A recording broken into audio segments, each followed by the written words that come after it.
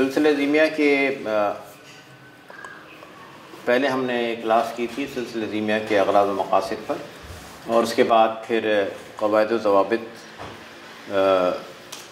मुख्तलिफ़ क्लासों में उन पर हम बात कर रहे हैं। और गुज़िश्ता क्लास जो कि इंग्लैंड में मोरक्को हॉल लंदन में मैं उधर गया था, वहाँ से हुई थी, उसमें हमने बात की थी अपने पॉइंट नंबर 10 पे, यानी सलात में अल्लाह ताला के साथ रब्त कायम किया जाए। और इसके बाद अब है 11वें नंबर पे कि किसी दूसरे सिलसिले के तालिब इल्म या सालिक को सिलसिले ज़ीमिया में तालिब की हैसियत से कबूल किया जा सकता है बशर्ते के पीर व मुर्शिद विसाल फरमा चुके हैं। और इसी से मुंसलिक है जो शख्स पहले से, पॉइंट नंबर 12, जो शख्स पहले से किसी सिलसिले में बैत हो उसे सिलसिले ज़ीमिया में बैत ना किया जाए, क्योंकि एक शख्स दो जगह बैक वक्त बैत नहीं हो सकता। और नंबर 13 है कि सिलसिले ये बैत जो होती है ये वन टाइम एक समझो कि एक अमल है, उसमें उसके बाद फिर तोड़ी नहीं जाती। तो इसलिए जो लोग सिलसिले ज़ीमिया में शामिल होना चाहते हैं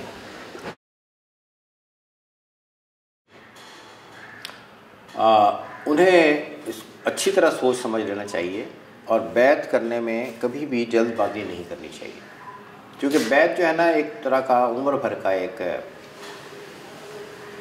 मामला है। तो पहले अच्छी तरह जिस दर्सगाह में आप दाखिला ले रहे हैं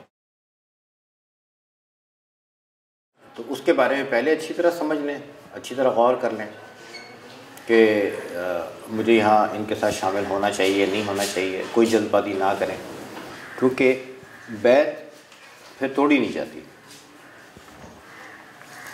तो ये तकरीबन 11, 12, 13 पॉइंट एक ही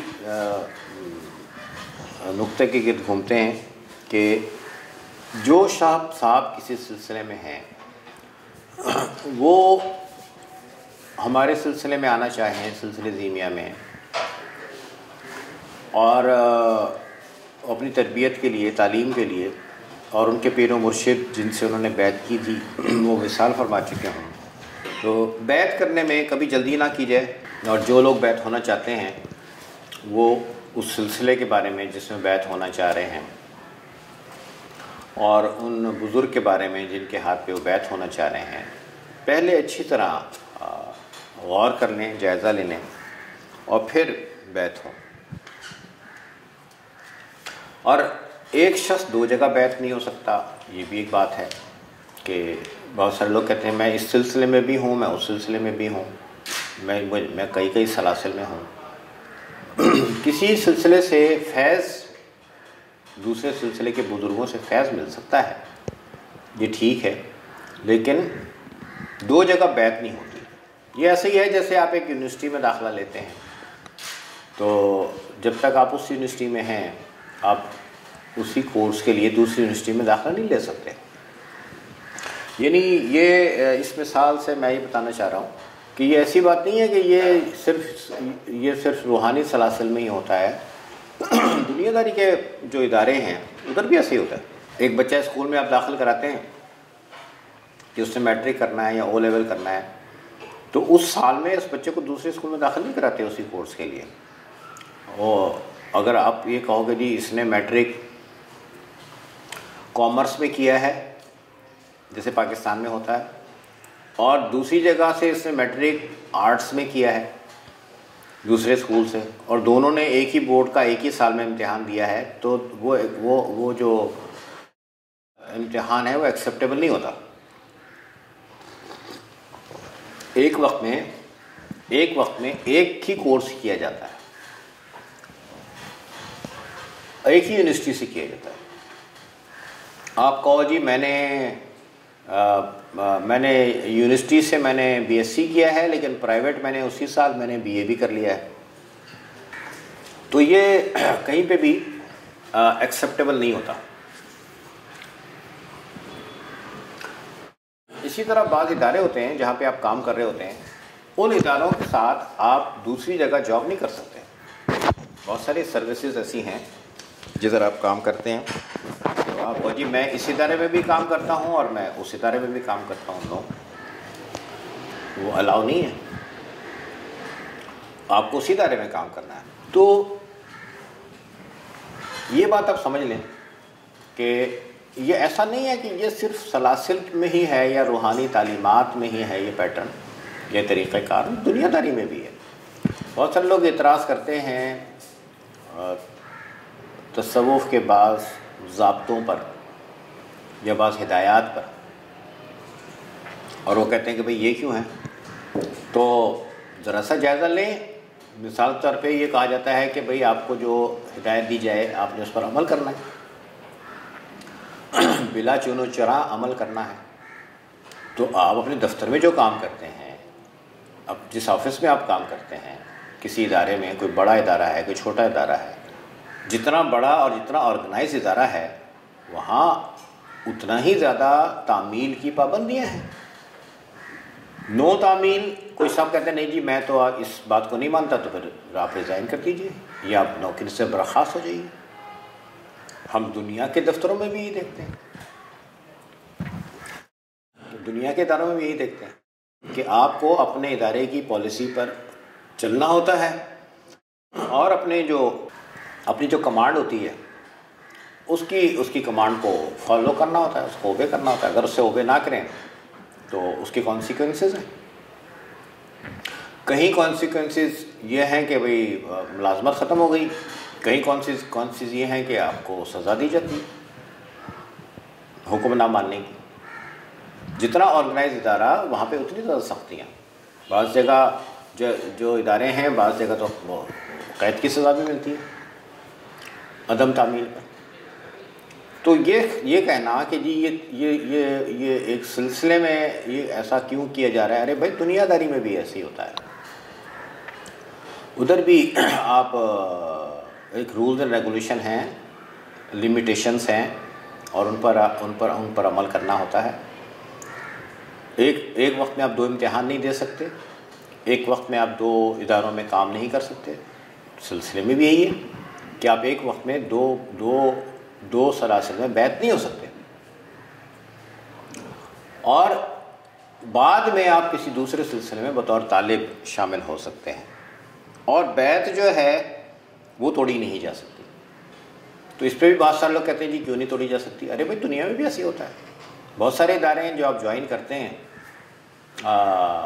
वहाँ आप अपनी मर्ज़ी से उनसे फिर आपकी टेन्योर होता है कि आपने वहाँ इतने साल काम करना है, फिर आपकी रिटायरमेंट की एज है। उससे पहले आपसे अपनी मर्ज़ी से छोड़ के नहीं जा सकते कि जी मैं जा रहा हूँ अस्सलाम वालेकुम कल से मैं नहीं आऊँगा, नहीं जा सकते आप। बहुत सारे इदारे ऐसे हैं, सर्विसेज हैं, वहाँ पे काम करने वाला ये नहीं कह सकते जी मैं कल से नहीं आऊँगा, सॉरी अस्सलाम वालेकुम, नो, बिल्कुल नहीं। तो इसी तरह सलासिल में है कि आप बैत खोने से पहले सोच समझ लें, बाद में बैत कायम रहेगी। बैत ख़त्म होगी तो वो सिलसिले के बड़ों की तरफ से ख़त्म होगी, वो एक्सपल्शन की सूरत में ख़त्म होगी। तो इसलिए पहले खूब अच्छी तरह गौर कर लिया जाए और फिर बैत होने का फ़ैसला किया जाए और ये सोच के किया जाए कि भाई मैं एक लाइफ टाइम में एक कमिटमेंट कर रहा हूँ।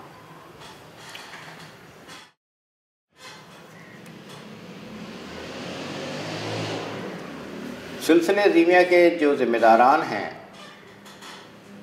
उन पर लाजिम है कि वो किसी को अपना मुरीद ना कहें, बल्कि उसको दोस्त कहें। यानी एक तासुर है कि भाई पीर और मुरीद इनमें एक काफ़ी हिजाबात होते हैं। जैसे कोई बहुत बड़े उस्ताद और उसके शागिर्दों में एक हिजाबात होते हैं। एक होती है रिस्पेक्ट, अदब, मुर्शिद का अदब बहुत है, और एक है हिजाबात। बहुत सारे हिजाबात हमें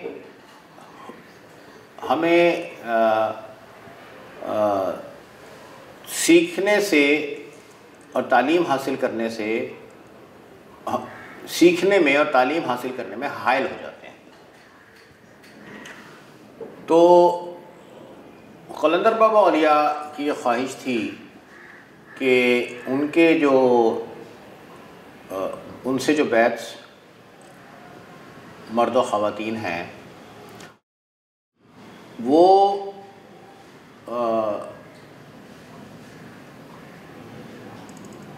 सीखने में,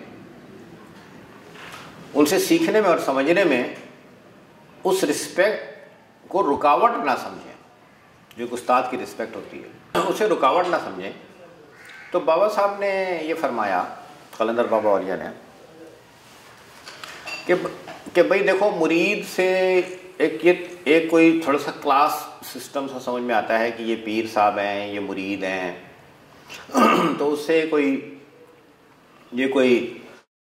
पीर साहब जो हैं वो मसनद नशीन होंगे तो बाकी उनके लोग सब हाथ बांध के उनके सामने खड़े होंगे, और पीर साहब ने कुछ फरमा दिया तो फरमा दिया।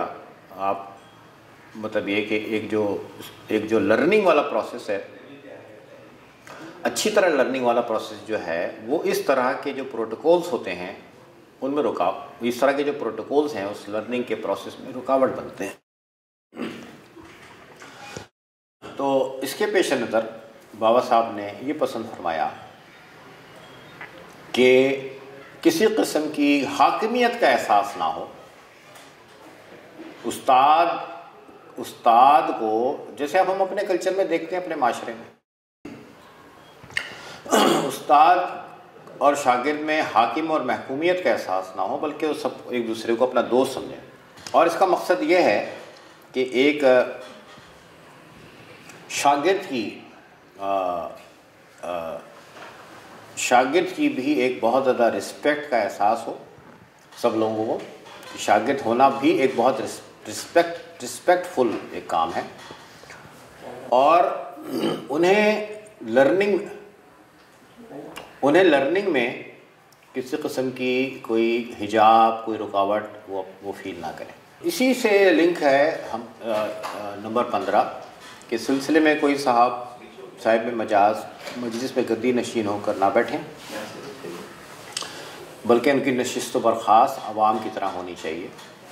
मतलब यही है कि भाई खामा-खा का प्रोटोकॉल बिला वजह का एक ऐसा कोई डेकोरम बनाना, इसका मतलब ये हरगिज़ नहीं है कि उस्ताद की, मुर्शिद की, शेख की रिस्पेक्ट कंप्रोमाइज़ होगी। नो, उस्ताद की, शेख की, मुर्शिद की जो रिस्पेक्ट है वो तो बहुत ज़्यादा है। जो दुनियावी हमारे उस्ताद हैं, जिन्होंने हमें इंग्लिश पढ़ाई, उर्दू पढ़ाई, साइंस पढ़ाई, मैथमेटिक्स पढ़ाई, आर्ट्स पढ़ाया, कॉमर्स पढ़ाई, जो भी सब्जेक्ट पढ़ाए, उनकी बहुत रिस्पेक्ट है। हमें सबको अपने उस्ताद की बहुत रिस्पेक्ट करनी चाहिए। तो लेकिन साथ साथ ये है कि इस बात का भी ख्याल रखना चाहिए कि उस्ताद को इस बात का भी ख्याल रखना चाहिए कि बहुत ज़्यादा वो प्रोटोकॉल वाली बात ना हो। तो उससे एक माहौल में एक लताफत रहती है और जहन पर ज़्यादा बोझ नहीं पड़ता, लर्निंग प्रोसेस भी आसान रहता है, और एक